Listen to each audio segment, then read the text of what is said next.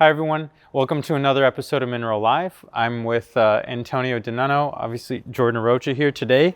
We're going to be talking about the Lightning batteries. So the Lightning that we had, obviously as we've been tearing down, is a 131 kilowatt hour pack. So that is the extended pack.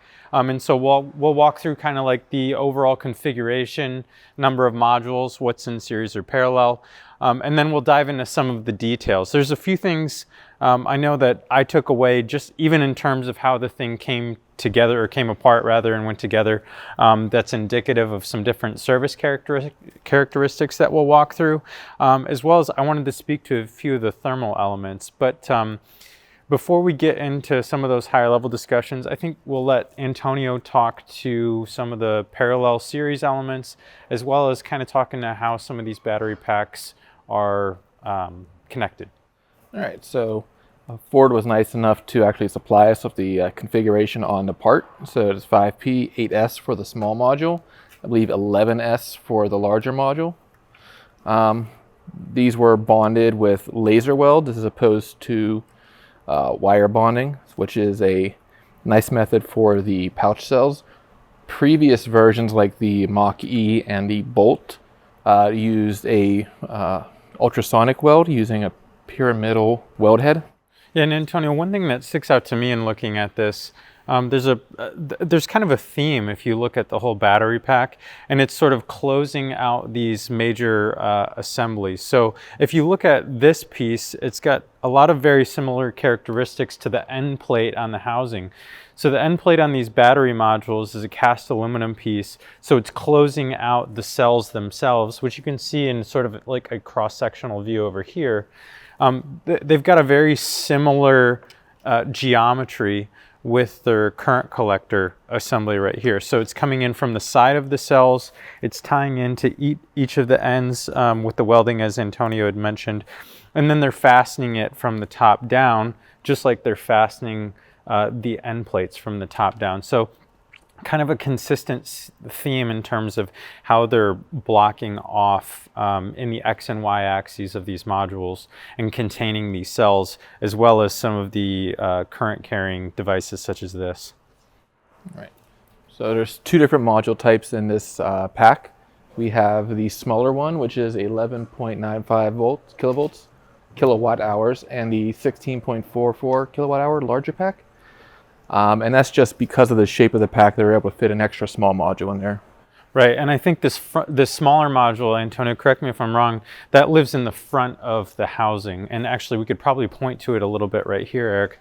So the larger modules all kind of just lay in like so. There's actually a second tier on the in the battery housing, which is this extruded and stamped aluminum assembly, like I believe you saw with the battery housing video. So the smaller module lives right up front in this area, and that appears to be largely just a packaging function. They wanted the leading edge of this battery pack to narrow down in the y-axis.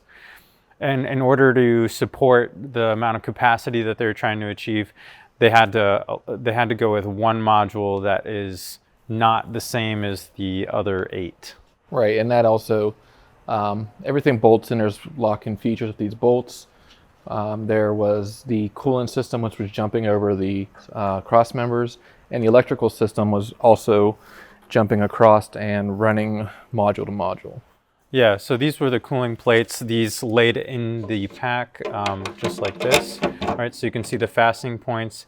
They had both fastening points and indexing points. One thing that we always talk about, and I'll just touch on it really briefly, is alignment strategies. We often reference 2-ways and 4-ways and how components mate with one another from a GD&T perspective. So geometric dimensioning and tolerancing, and how to ensure that these things align properly. If you look at the top down of this plate, they have 3 different types of interfaces with the bolts. So they have a 4-way, so that constricts the plate from moving in actually 2 axes, right? So it locks it in this way as well as this way. As you can see, relative to the bolt, it can't move. It's very close in terms of the neck size on the plate versus the bolt. They then have a 2-way, which is a slot right? And so this constricts the plate's movement in this axis, so the plate can't shift that way. And then so that they don't run into a tolerance issue, right here on the plate, they have two oversized holes. So this is, to me, about the most conventional or traditional way of aligning one part to another to ensure that the critical points end up where you need them, and that for tolerance and stack ups, right, for manufacturing variation, they're able to still install this. Okay. And as we mentioned in the previous video, there was a double stack. So the last three modules were sitting above the other lower three modules, and all the management system routed to a central computer, which was right here, and the high voltage harnesses were up front. Yeah.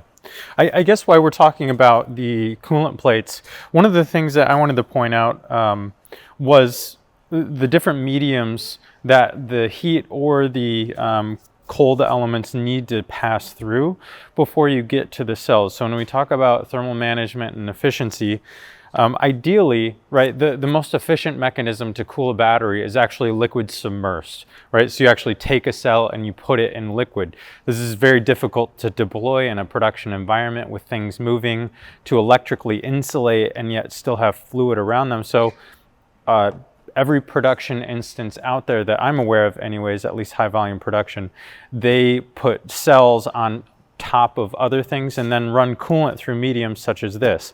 So this is a two-piece stamping that they're brazing together. So they're plumbing coolant into one of the ports. It gets diffused throughout the plate, and this goes under each one of the modules. So there's, for example, if the battery pack is getting warm, they're going to plumb a relatively colder coolant through the plate. It's going to run along the bottom of the battery pack, pick up some of that heat, whatever that rejection requirement is, and then out the other side.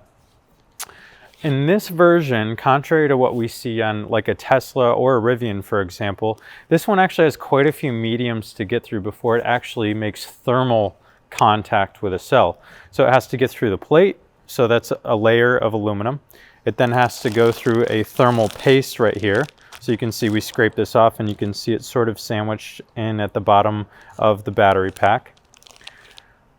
That heat then needs to go through the housing of the bottom of the module, and then finally another layer of thermal paste, which you can see right here in the cells, right? And we've pulled those strips off in a baggie, so you can see those strips right here. And then finally you get to the cells. So when we talk about efficiency, that's a lot of things that this needs to get through. It lends itself well to the serviceability and like sort of building these things up. You can source these things from separate suppliers. There are pros to doing something like this. It's simple in terms of building the modules up, whereas like Tesla or Rivian or someone like that, they're actually weaving in that cooling channel. But thermally speaking, ideally we would get those plates a little bit closer. The other thing that I would mention is, given that we've got relatively flat planes within the battery pack, if you remember looking at the housing, right, we had those aluminum extruded cross members. That seems to be the prohibiting factor for Ford to integrate all of these cooling plates into a larger stamping. So they have individual cooling plates for every single module. What that's driving is individual jumpers or coolant lines going from segment to segment or cooling plate to cooling plate. Typically, if we can get away from doing that and integrate more of that cooling bed into a single piece, what you're omitting or getting rid of is two things. One, all the processing for having separate componentry, but two, all those costs. So every one of those costs, or every one of those connectors rather, has a cost associated with it. And if you can omit, if there's 9 modules and maybe you can eliminate, let's see, 16 of those connectors, that's ideal, right? Because you're eliminating the process and you're also eliminating the piece cost. So what I would like to see is at a certain point in time, maybe in a next gen iteration of this, I would like to see all of those cooling plates integrated into a single bed so as to eliminate a lot of those connectors. There's a lot of requirements to get over structurally and otherwise, but we have seen people do it, right? The ID.4, for example, the Volkswagen ID.4 did just about exactly what we're referring to. So the plate looked very similar in how it was brazed together and contained all the cooling channels, but it was just one large plate, and they did have a better connection strategy, in my opinion. Right, and as you're saying, you're going through a lot of mediums to actually transfer heat. You got your cell and the cathode and anode where you're generating the heat. You go to the bag that holds the cell. You're going to the thermal paste that connects it, the sheet of aluminum, steel, whatever this is, aluminum slate, thermal paste, and then aluminum, and then to the fluid. So that's a lot of heat transfer. But while we're at this, we have this little snappy feature. We believe this is for ventilation. In event of a thermal vent, there is a small channel on the bottom that allows that to come through. It also has a slight fixturing ability, but that might be a side effect or unintended. But yeah, and we believe that's the case because if you look at the module fully assembled, right, the module over here, and you look at the exterior of it, there's no dedicated, what we would typically refer to as like a blow-off vent or an outgassing port. So if there's a thermal event or an expansion event with one of those cells, it produces a gas. So you need a orifice somewhere in the module to allow that to go away. Otherwise, you end up with a compressed element getting expanded from within. That's not a good condition. And so this is likely going to blow right through. And conveniently, the other indicator is that each one of these windows lives directly under the end cap of each one of the cells. So if I were to place a cell in here really quickly, you could see exactly how those align. Right, so if there was a thermal event, that is the most likely a spot where it would be occurring, or at the end where the connectors are, the electrodes, and that would melt right through. Yep. So at the beginning of the video, when I had kind of mentioned some higher level observations with the pack, one of the things that really stands out in this battery, and from the pack actually all the way down to the cell, is that it appears Ford made a pretty concerted effort at some level to make this serviceable, due to principally the number of fasteners, the types of sealants and gaskets used on the lid. All of the above would lead us to the fact that at least at a module level, and perhaps a cell level, but for sure a module level, the Ford team decided that they wanted to make these modules serviceable. So on the lid side, right, which is and I know we covered this in the other video, which is this SMC piece, they've got a channel on the outside right here. Right, so this is sheet molding compound. It's a composite, and then they'll put a rubber gasket in that channel. That is the seal for the entire lid relative to the battery pack. That closes out to the elements. So the nice thing about that from a serviceability perspective is it's reusable. Not only is it reusable, contrary to what we see on like a Tesla, for example, where they're using an RTV, so almost like a tar-based liquid applied sealant. This you can use over and over again. You can reseal, but you do drive more fasteners, right? So there's more processing steps. So that's the drawback. Similarly, on the modules, you can see on the periphery, we've got a significant amount of fastening locations around the periphery of the pack. You need to hold them structurally, but if you want to service them, these are some of the things and some of the decisions that you need to make in order to make it serviceable while still not destroying the modules upon removing them. So pretty concerted effort. And then one of the other things, and this is obviously speculation until we get some form of a confirmation, that the cells may even be serviceable, barring the welding. That's probably the biggest thing that would prohibit it, is these little foam strips. These foam strips live in between each one of these cells as they live in the pack, right? So these are kind of the sandwich layers between the bread slices, if you will. These are really interesting because they do a really good job at helping retain these cells in position. And then they also allow some room for expansion, right? So I can pinch this down to almost nothing with my fingers. So as the cells sort of swell and contract and go through different thermal cycles, this is going to move with the cells, but still do a really good job at retaining that sort of intramodule pack. The other kind of interesting thing is that this had like a really strange adhesive property. It's actually kind of cool. It reminds me of like these like cell phone holders I remember as a kid when they first came out, that you could place on your dash, and they look just like this. You could place on your dash and you could put your cell phone on it, and just like that, you couldn't move the cell phone in shear, but in tension, no big deal, it would peel right off.